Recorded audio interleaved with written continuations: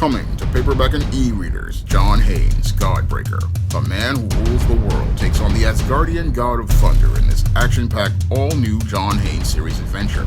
Pre-order your copy of John Haynes, Godbreaker at online booksellers today. Elon Musk went on social media to come to the defense of Dilbert comic artist Scott Adams. Now, Scott Adams a week ago went on a racist rant where he called black people a hate group and advised white people to get the hell away from black people after reading a Rasmussen poll which said that most blacks didn't think it was okay to be white. And after the backlash that Scott Adams received by having his Dilbert comic strip removed from most of American print media as a response to this racist rant, Elon Musk, the owner of Twitter, decided to come to the defense of Dilbert artist Scott Adams by saying that American media was racist against whites. Now, I had to scratch my head on this statement by Elon Musk because he's saying that whites are being discriminated against by media companies which are 99% owned by white people. And this is a case of Satan casting out Satan because Satan can't cast out Satan, because if the white media is owned by white people, then white people cannot be discriminated against by those media institutions, because those who control the money control the media, and those who control the media control the narrative. And whites have been controlling American media, 90% of it, ever since its inception, and that media arm has always been about elevating white men and white women and presenting them as the ideal image of the modern day American. This is something that has been presented all throughout American media ever since its inception. So how can the U.S. media be racist against white people? Critical question I would like to ask Elon Musk, a South African who doesn't really, I believe, understand how the media arm of white supremacy, and if he does, I believe he's being extremely disingenuous by saying that the U.S. media is being racist against whites and Asians. Now, I believe that Elon Musk is basically showing us his inner white supremacist by making this argument, and what he wants to do is try to shift this into an argument where he's trying to make it look like, oh, the media is controlled by a certain religious group, and he wants to go out here and make it look like this certain religious group is racist against white people. And again, that's a straw man argument because the entire media arm of white supremacy is owned by white people, and those white people, regardless of religion, are about elevating the image of white men and white women as the ideal and the standard that everyone should aspire to be like in every portion of the world. And there again, there's no way that those who control the media want people to be racist against white people, because this is the ideal they want people to aspire to be like, and this ideal allows them to maintain power and control as related to the narratives presented in that media. And as long as they've got everybody chasing that white ideal, they can profit at their business, because as people aspire to be like the white people they see in mainstream media, they will go out here and worship the God that white supremacy has presented in its media and aspire to be like that God that they have presented in their media. So it would be just diametrically opposed to the ideals that they're presenting to discriminate against white people. No, it would just be completely against everything as related to the narratives they've presented, because this is how white supremacy maintains its power, by having people deify and worship the white image as a god, and go out here and look to work to follow and behind it, and even sacrifice their intangibles of culture, their intangibles of character, their intangibles of identity. All people, they want people worshiping the white media. But what I see with Elon Musk is basically another white supremacist who is really upset that another white supremacist like Scott Adams has been called out. And what he wants to do is try to deflect by saying, oh, the media is racist against white people, when the media has never been racist against white people. No, if anything, the media goes out here and presents white people and the image of a god. It presents them as the ultimate ideal. It presents them as what people should aspire to be like, aspire how to behave.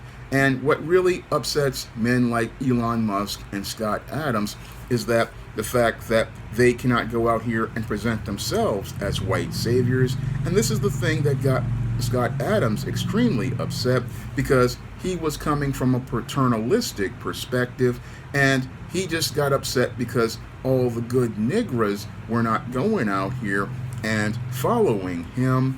All the good Negras were not going out here appreciating all of the hard work that he did for them. I mean, when I listened to Scott Adams' rant, he sounded no different than a plantation slave master, and this plantation slave master was just angry that all of those slaves were not going out here and appreciating all of the good things that he alleges that he did for them.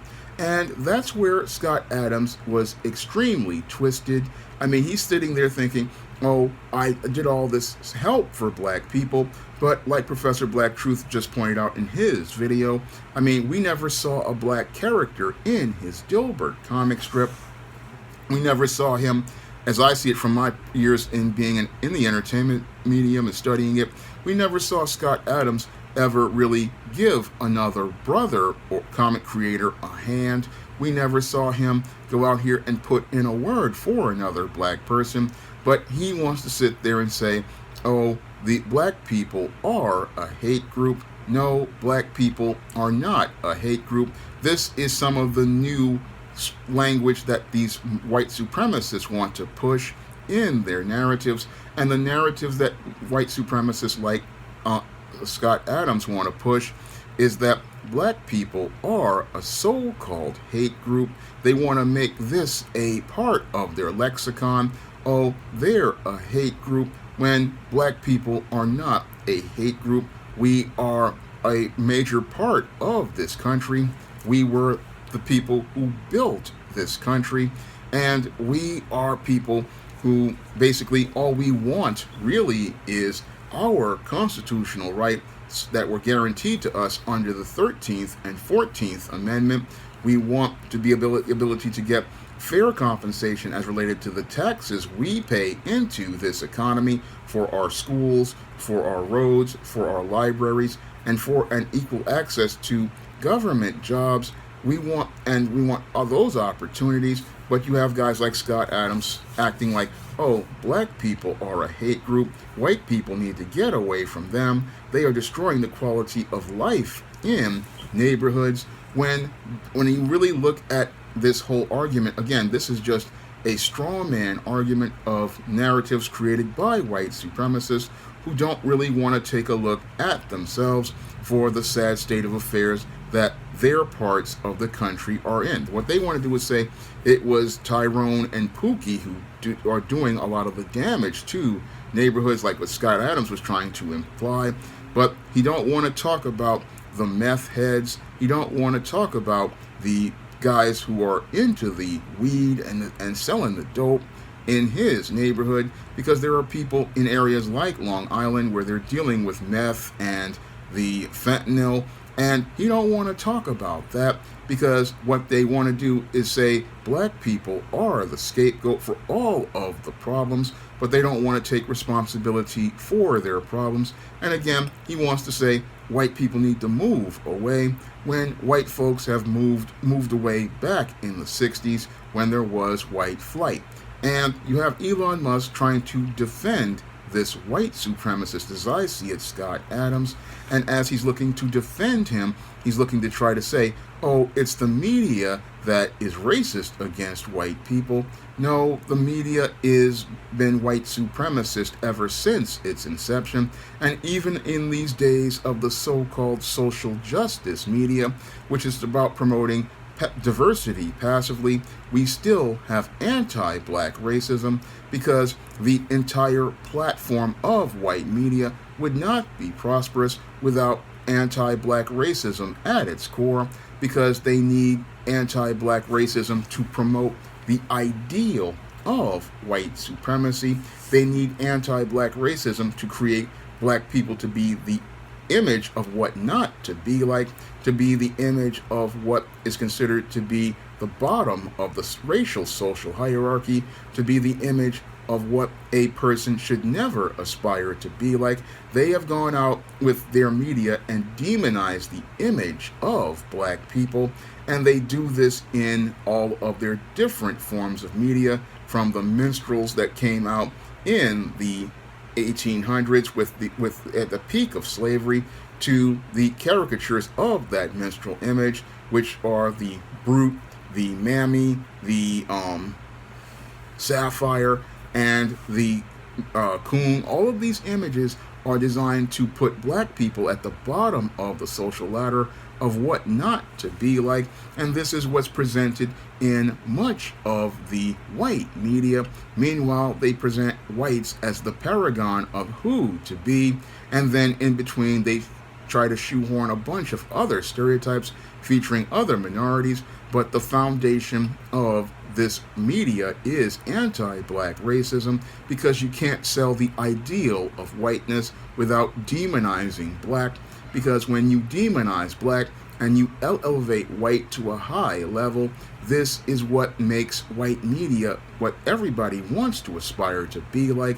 So as I see it, Elon Musk basically showed the world that he's just as much a white supremacist as I see it as Scott Adams, because to come to the defense of the most reprehensible things that Scott Adams has said, that basically shows me that this isn't about the First Amendment.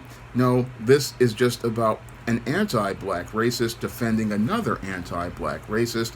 And I'm glad that they're out here saying what they're saying, because it lets me know who not to support, and it lets me know who not to deal with, because when you're having anti-black racists going out here and believing it's okay, it's basically showing me that we have a very dangerous trend here as related to media and social media, because it's looking to me like Twitter is looking a lot like BitChute, which is a haven for white supremacists at this point, and they use free speech as a smokescreen to continue participating in their anti-black racism. So we've got a white supremacist and another white supremacist defending them. And as I see it, again, they're sitting there trying to be disingenuous, trying to use the smokescreen by saying, oh, media is being racist against whites. And what they want to do is try to use that as a smokescreen to go into an anti-Semitic rant, where they can say a certain religious group are the owners of the media. But that's a completely disingenuous statement, because the media arm of white supremacy is about elevating whites to the highest level in society, presenting them as the ultimate ideal, presenting them as the values of who to be. That's what the white media is all about, and this is why Satan cannot cast out Satan, because when you look at the media arm of white supremacy and say that it's being racist against itself, it is the equivalent of saying that Satan can go out here and cast out Satan, and Satan has no incentive of casting himself out if he's the one who has power in that situation. So when I, again, listen to Elon Musk making this statement to defend Scott Adams, I just know how full of it he is, because this is the same type of dirty trick that white supremacists love to play. They love to go out here and try to deflect by saying, oh, it wasn't that guy, it was the other, it was somebody else. But the whole thing is, it was them all along, because the American media has never been racist against white people.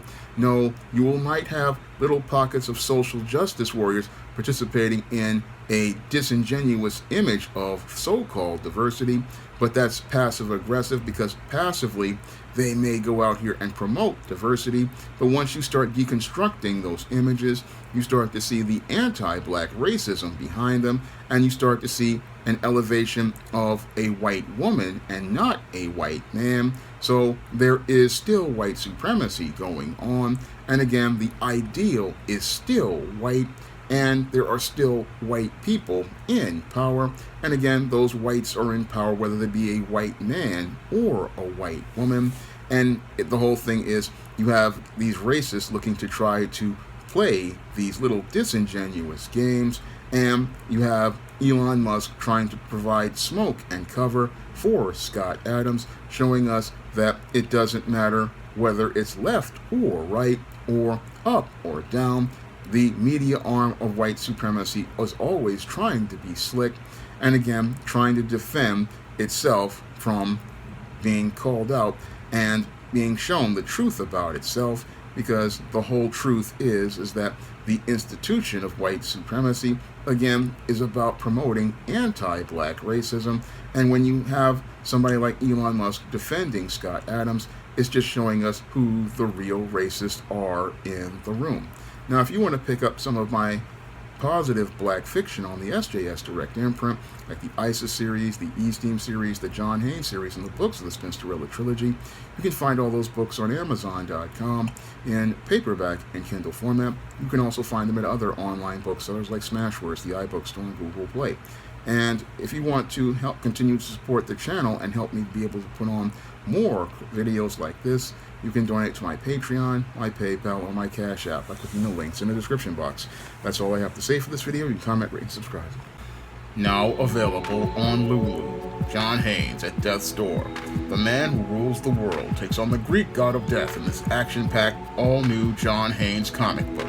Get your copy of the first John Haynes comic at Lulu.com today.